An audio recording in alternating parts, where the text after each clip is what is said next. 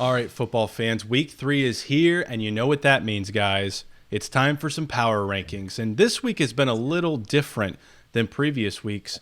We're pretty much consistent throughout when we all submitted our own personal power rankings. Gless, you and I even had the same exact list. Same ones. And I know you just copied off me, bro.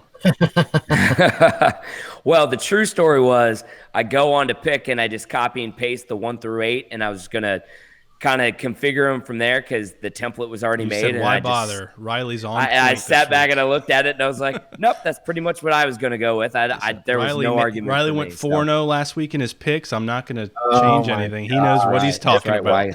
That's right. Why go against it? Riley doesn't mention he finished last in week 1 in picks, by the way. I don't remember that. I don't know what you're talking about.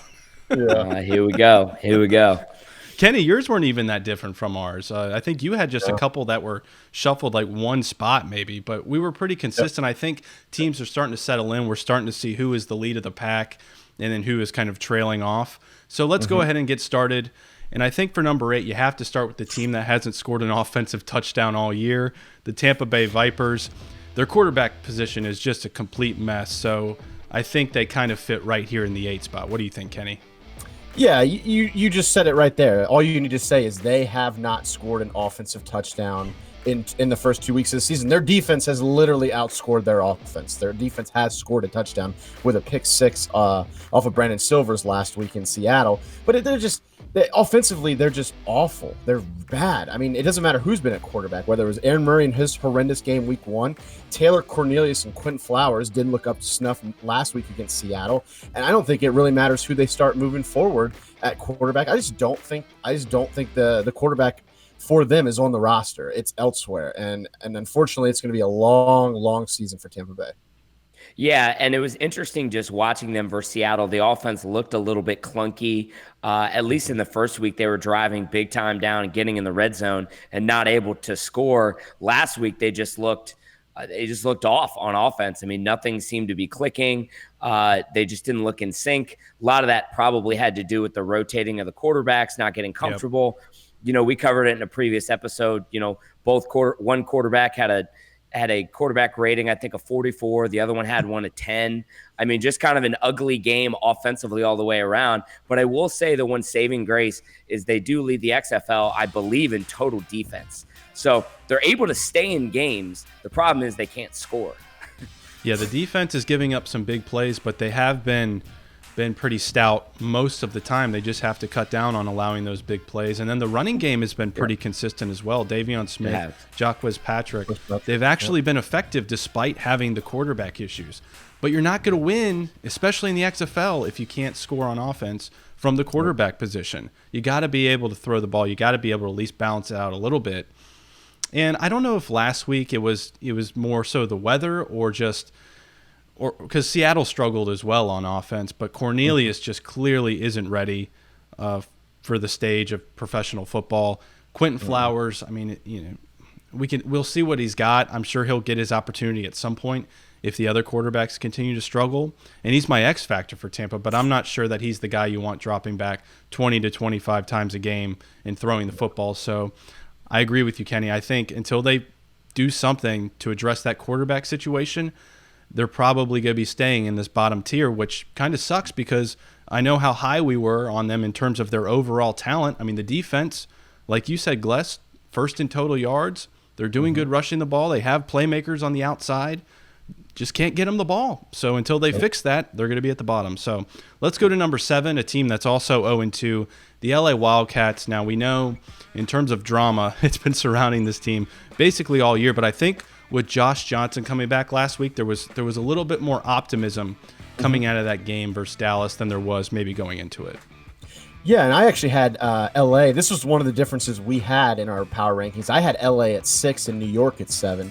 But yeah, LA, for me, I didn't quite have them this low, but they are in the bottom tier. You know, they've started out 0-2.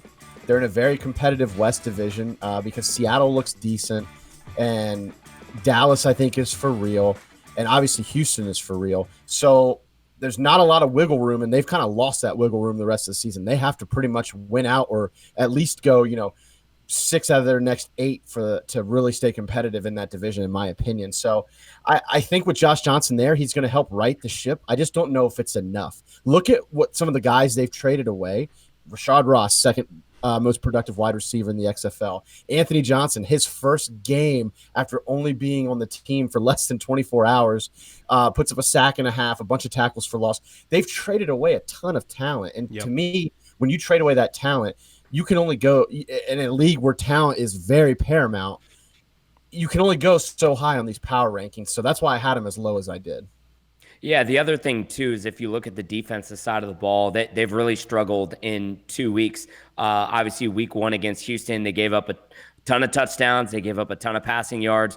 And then they fired Pepper Johnson, and Winston Moss takes over as the defensive coordinator. We covered this in a previous segment earlier this week. But last week, they gave up over 300 yards passing against Dallas, over 150 yards rushing. So the defense isn't helping the offense out by any means. Now, they did draw 2 of the tougher offenses that you'll see in the XFL with Houston and Dallas. But the defense is extremely concerning to this point. You lose your defensive play caller. As Kenny mentioned, you trade away one of your best defensive players. I don't have a whole lot of confidence that they're going to be able to stop anybody. And it certainly doesn't get easier this week because they've got the DC Defenders coming to town. Yeah, they haven't shown that as of now. I think there is reason for optimism on the offensive side of the ball. Obviously, Nelson Spruce has just been tearing it up. He's been the spotlight, I guess the highlight of the LA Wildcats season so far. Kenny's boy, Nelson Spruce, with Josh Johnson back, especially at the end of that game. It kind of looked like he was getting his feet under him. They got to get Elijah Hood going in the backfield. They got to get him rolling, get that yards per attempt up, because I think he's only averaging about 3.8 yards per carry right now. So you get that up, get Josh Johnson going, and then maybe there's some hope to kind of start piling up a few wins. But like you said, Gless, it's going to be tough because you're 0-2. You are at home, but you're bringing in the DC Defenders, who look like one of the better teams in the league. So we'll see how this weekend goes for LA. But right now, they come in at number 7. Let's go to number 6. Kenny mentioned them earlier. He had them at 7, but it's the New York Guardians. We had them at number 2 as a show last week after their big win over Tampa Bay. Big drop. Where the offense had the huge plays. The defense was just flying all over the place, causing turnovers. What the hell happened in New York going into DC? I don't know. I'll let you guys tell me because you both picked New York. Yeah, it was, looking back now in hindsight, that was obviously a very, very bad pick. Last week they were just exposed offensively. I mean, absolutely exposed. And whether that was from a coaching standpoint or a Matt McGloin poor play standpoint, a combination of both, I don't care what it is, they just looked awful. I mean, they looked straight up awful. And we did have a little bit of concern. I know we had mentioned it after their week 1 performance. Like, yeah, they blew out Tampa Bay, but there was plays they had left on the table on offense, and we kind of chalked it up as to, well, it was week 1. Maybe they just weren't firing on all cylinders, because the score could have been a lot more lopsided if New York's offense would have executed a little bit better. But they are just, I just don't know what to say. And then I have real concerns moving forward if the team is even going to respond to Matt McGloin after his actions on the sideline and just kind of throwing everybody under the bus on the interviews twice. So I have a really, really big concern if that team's going to stay cohesive enough the rest of the year. And for me, it was an automatic, if Tampa wasn't so pitiful through 2 weeks, I would have put New York last. If at least Tampa would have shown some life last week. But yeah, New York was my 7th pick. I've lost a lot of confidence in them. Yeah, so have I. So kind of starting on the offense, one of the other things that's really concerning in 2 weeks, they have really struggled to run the ball and help Matt McGloin in that offense out to even pick up some first downs, get the offense a rhythm. The offense never got into rhythm last week, and then they got into panic mode, dropping back. I mean, Matt McGloin threw the ball a lot. They didn't run the ball a lot. Just based on some of the interviews, they don't seem to have a lot of confidence in their offensive line to run the ball. So that's extremely concerning. The defense, I think, was still a little bit of an anomaly, and they were really put in a lot of bad spots by the offense because the offense went 3 and out, 3 and out, 3 and out, 3 and out. The inability to put together drives to give your defense a rest. By that 3rd and 4th quarter, the defense was exhausted. And you started to see that by DC starting to get the running game going. Yep. They hit 2, 3, 20-yard runs, and you kind of sat there and you said, I don't know how they're going to be competitive the rest of the game. So I still think the defense has a shot to make this team competitive. But to Kenny's point, the offense got to get it together, because if you're going to rely on your defense all year, I don't know how that's going to turn into a lot of wins for the Guardians. Yeah, I still have faith in the defense, especially in the secondary. But like Kenny mentioned, it's not just that the offense had a bad game. It's the antics out of Matt McGloin. I've never seen anything like that, I don't think, in professional football ever. And it's not like Matt McGloin hasn't been around the block. Like, he's played in meaningful NFL games. Like, he should know better. And it was crazy. Playoff games. And it's crazy. Like, he should know, like, it's not cool to throw your fellow teammates, throw your coaches under the bus, especially in the middle of the game. I don't care if you're in the heat of the moment or not. I mean, you saw on Sunday, Landry Jones, every opportunity he had was blaming himself. Was saying how bad of a game that he had, and his game wasn't even near as bad as McGloin's, but McGloin was just, very eager to throw blame elsewhere other than at himself. So if I'm a Guardians fan, that's what's most concerning. We'll see how they regroup and move forward. But kind of like LA having DC coming to town, they have to go to the Dome for their first game of the season. Not easy. At home. That's a tall task for this Guardians team. So we'll see how that plays out. But they come in at number 6. So let's go to 5. The Seattle Dragons. You don't have to hate us anymore, Seattle. We've moved you out of the 8 spot, and you're all the way up to number 5. You had an impressive win at home, maybe not on the offensive side, but from a crowd perspective and defensive playmaking. Gless, I'll start with you because we're talking defense. Seattle, that defense has been very impressive through 2 weeks so far. Yeah, through 2 weeks, they're really aggressive up front. They really get after the quarterback. They're able to put on a lot of pressure. Guys, Steven Johnson, the middle line. Yeah, Steven Johnson, the middle. He's an absolute monster. He may be the best linebacker in the league. Very impressed with what they're doing. The defense is going to keep this team competitive in games all year. Can they get the running game going just a little bit more? They love to run the football. You can see that by their running back splits last week and even the week before. We're talking double-digit carries by 2 of their running backs, and Jaquan Gardner had 9 carries. So one more carry, all 3 running backs would have had 10-plus carries. So they really want to run the ball. I'd like to see a little bit more out of the offensive line, a little bit more impact from the running game. And then a lot of this depends on Brandon Silver's maturity. Right? Can he mature into a quarterback that can make big throws on 2nd and 3rd down? Can he stretch the defense? Can he make big plays down the field? He missed a couple deep balls last week, but of course he hit the big one with Keenan Reynolds. But to your point, Reilly, when it comes to the defense is going to keep them very competitive in a lot of games this year. Yeah, the defense definitely carried the load. Marcel Frazier with that awesome pick 6. That was probably play of the week last week. That was super. It had to be. Agreed. Yeah. That was a great pick from a defensive end, mind you. Kiero had the game-stealing interception, so defense has definitely been all over the place. I am a little hopeful that the offense can start to pick it up. Gless, you mentioned what they want to do running the ball, and it seems like they have 3 solid running backs. I think all 3 running backs can be trusted to kind of carry the rock when they're called upon. Yep. Trey Williams is good at catching the ball out of the backfield. He showed that week 1 versus DC, so they definitely have some versatility there. And I'm really hopeful that Casey Williams coming back this week will really be able to open up the offense a little more, give Keenan Reynolds a little bit more space to work, give the tight ends a little bit more space to work through the middle, and really kind of hopefully open up that offense and relieve Brandon Silvers a little bit, take a little pressure off of him, and really add some playmakers to him. Because as much as I'd like to put this on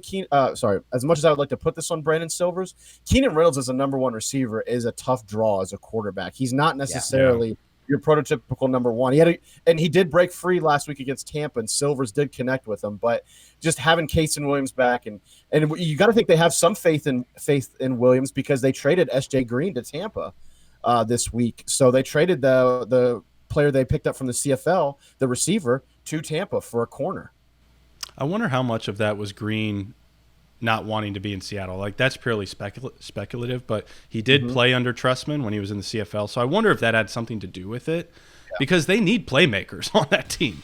I think Brandon Silvers at times might feel like he has to play outside of himself, and he's trying to extend plays. He's trying to make something happen downfield, and he ends up making a bad throw because he feels like he has to with this team. But if he can just get more consistent, because Brandon Silvers is one of those quarterbacks, he makes one throw that's going to really open your eyes and impress you, and then he throws 2 terrible throws to follow that. So consistency is key for Brandon Silvers to get the Seattle Dragons higher up these rankings. Let's go to number 4, the Dallas Renegades. And guys, that offense looked completely different than the first week when Philip Nelson was leading the helm. So as long as Landry Jones stays upright, I think they're going to be slowly moving up these rankings. Yeah, I agree with you, Riley, especially in that third and fourth quarter. You saw a lot of what the Dallas Renegades on offense can do and how explosive they can be. The numbers speak for themselves. Over 300 yards in the passing game, 154 yards in the rushing game, 2 touchdowns. Cameron Artis-Payne really looked like a force out there, really navigated the LA Wildcats defense really nicely. Get the ball, get to the second level, and really made a lot of guys miss. So that I'm very hopeful for the Renegades being able to score a lot of points the rest of the year. And they may look a lot like Houston on offense as far as just their ability to get the ball downfield and make big plays. And that's what we saw. We saw big plays from Landry Jones. We saw big plays from the receivers. And then the defense is kind of so-so. I think the verdict is still out. I need to see a little bit more from the defensive side of the ball. I'd like to see them pressure the quarterback a little bit more. I'd like to see them a little bit more consistent on holding teams on third down and in the red zone. So the defense is still a big question mark for me. Luckily, there's 8 more weeks to where they'll get to see what this defense is actually made of. Yeah, I'd like to see the defense pick up their tackles for losses and their sacks, like you said, Gless, get a little bit more pressure in the backfield. They did a decent job last week, but I think a lot of that was just mainly due to the fact that, Josh Johnson was still trying to find his feet, was still trying to get better because, you point out the first half, but then the second half came in and Josh Johnson got in rhythm and he really started to pick apart that defense. So, yeah, I do agree there. But Cameron Artis-Payne, what a phenomenal week he had last week. 99 yards on the ground, 2 touchdowns. Landry Jones started clicking in the second half. It really opened up the run game for him. If that's how their offense is going to look the rest of the year, it's going to be really fun to watch them in Houston battle it out for the best offense in the league.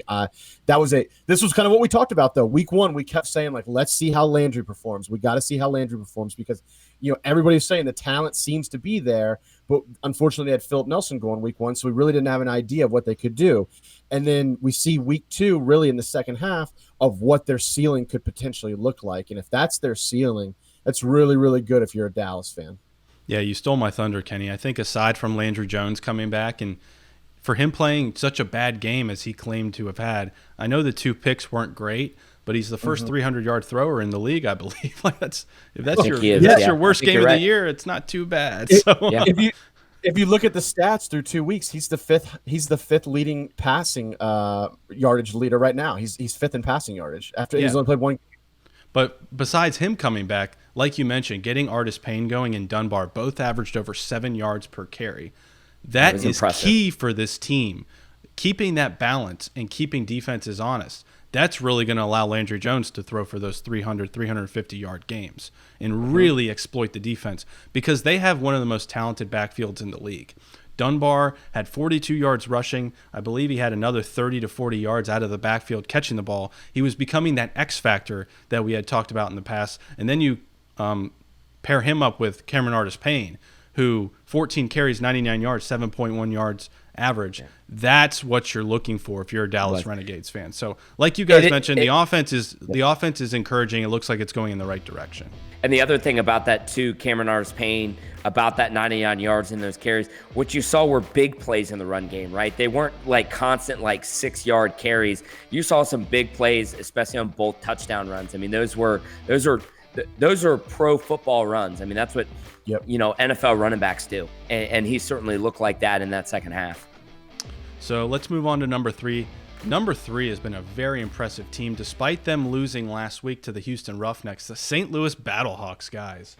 Wow, Jordan Ta'amu has been really impressing me. We all have talked about his upside for months and months leading up to the beginning of the season, but he's really showcasing it right now and showing that composure, that maturity, that leadership that you want to see out of your quarterback for a rookie. That's really impressive. Yeah, I think he had 87% completion percentage last week. I think he was 30 for 37. He was, Yeah, just extremely impressive, and he was efficient in week 1 too. So it's starting to become a trend watching him in this offense. He led it efficiently. He got the ball in the receiver's hands to where they could make plays, i.e., the pass to LaDainian Washington, where he got it out to him in space, and Washington took it down the sideline. Washington looked incredible. DeMornay Pearson-L looked incredible. The only knock a little bit offensively is the run game. The run game just hasn't been there. Matt Jones he had a good week 1. He didn't have a lot of space to work with last week. Neither did Christine Michael. They both had the same amount of carries, same amount of yards and yards per carry. But the good thing is Tiamo can get it done with his legs too, and really brings another element to the team. I'm really excited about this. I'm glad a team from the East is emerging to kind of give DC a run. And so I'm really hoping that's going to become a 2-horse race there in the East and really be a fun battle to watch to see who can get at the championship from the East. Yeah, out of the 1-1 teams, the Battlehawks are the one that stand out to me the most. You know, Kenny, you just talked about the offense a lot, but I've been really impressed by the defense so far. Week 1 against Dallas, obviously doing what they did, really holding them to very minimal on offense, gave up nothing down the field, made Nelson check down, and the skill players couldn't get anything going when they had the ball in their hand. What was really impressive was week 2 against that high-powered Houston offense, holding them to 240 yards of total offense. And I mentioned it in an earlier show, but I'll mention again, to hold Houston to 2 of 10 on third down. So, there were times they may have bent but didn't break, but when it mattered most, they got off the field. They were able to hold that Houston offense down to, again, 20% on third down, which is a huge stat. And I think if they can continue their progress on defense, they're going to be in this thing till the very end. Just because they can give their offense a shot to get in rhythm, give their playmakers the ability to come back and not feel like, hey, we're down 2 touchdowns or, hey, we're down 3 scores, right? It's a lot better when the game is close the entire game because your defense is keeping you in there. And what you saw on Sunday, was it really took a half for the Battlehawks to get going, and then in the second half they really moved the ball down the field, scored on the first 2 possessions, and all because the defense kept them in the game. So that's why I'm really high on the Battlehawks, and I think 3 is the perfect spot for him this week. Slow clap for Chuck Long. He's doing a great That's job, right. really putting Tamu in positions to succeed, and we were concerned about it as a show. Doug Meacham, dip setting a week into training camp with a rookie quarterback as your starter. So we were concerned about it, but it's clearly not been a problem for the Battlehawks so far in this young season. So they sit at number 3, number 2, and number 1. You could call them 1A, 1B, whatever you want. I think Glessner and I agreed DC number 1. Kenny, you said Houston number 1. So 2 versus 1. Sorry, buddy. Houston comes in at number 2. But, man, you could really make a case for them at number 1 as well. Yeah, you definitely can. I wouldn't say I struggled with the decision because Houston was my number 1 team going into the season. Because you're a DC hater. I am not. I put him at number 2. Because you have no choice. That's right. Houston was my number 1 team going into the season, and they've won 2 weeks in a row, and they've been impressive, so they stay at number 1. Like, there's no reason for me to move Houston out. DC, yes, DC's definitely a 1B type of team. They've been really good. They've been really impressive. I've been fortunate enough to see them in person 2 weeks in a row. And they've, and they're all around, Liam. They're all around impressive. They get it done on special teams. They have a special teams touchdown through 2 weeks. They have 2 defensive touchdowns, one for each week of the season. They've done well on offense. I'd like to see their run game get going a little bit more, but in the fourth quarter, the run game really got going. Kenny, we're talking about Houston. Talk about Houston. Oh, jeez. I thought we were talking about DC. Sorry. My apologies. You got me all brought up on DC. You got them all jazzed up. You got them worked up, Reilly. Houston is number 2. Look, their offense, I think, is the best offense in the league. They've got the best firepower in the league. They've got the most explosive offense. They just missed out putting up 30 points in back-to-back weeks. All offense aided. PJ Walker's the best quarterback in the league. He looks like a guy who's playing himself into a future NFL job. They don't really have to worry about running the ball that much because they are in that run and shoot style of offense. So run the ball is not that important. But you got guys like Nick Holley, Cam Phillips, your boy Reilly, Sammy Coates, who still hasn't really gotten going yet. I'm really excited to see what element he can bring the offense once they finally get him going.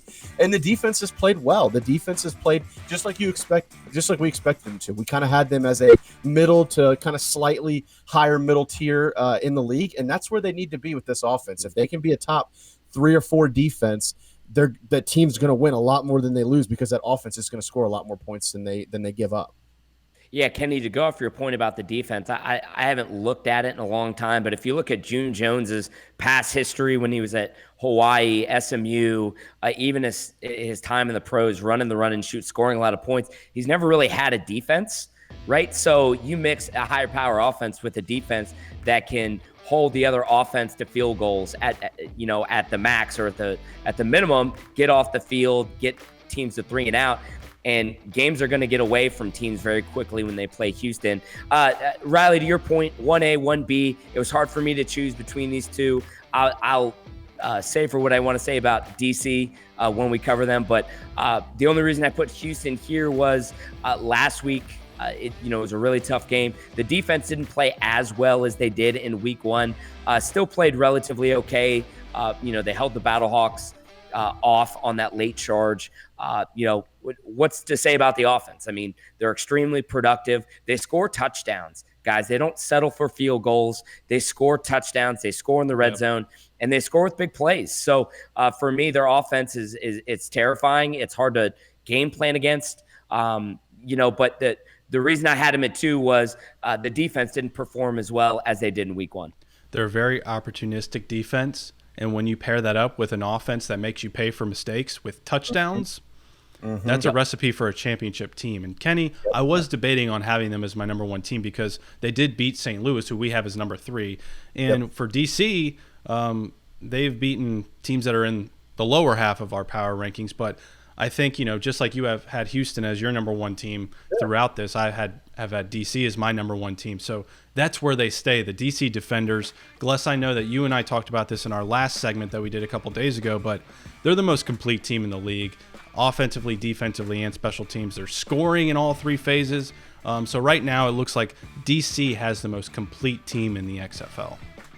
Yeah, so far it certainly looks like that, Reilly. I think a couple things I want to point out. One, on offense, they're extremely explosive, right? If you look at their receiving core, DeAndre Hopkins, Rashad Ross, how good has Cardell Jones been through 2 weeks? I mean, a guy who has been able to extend plays with his legs in order to allow his speedy receivers to find gaps in the defense, and he's hitting them in stride, and they're able to make a lot of big plays on offense.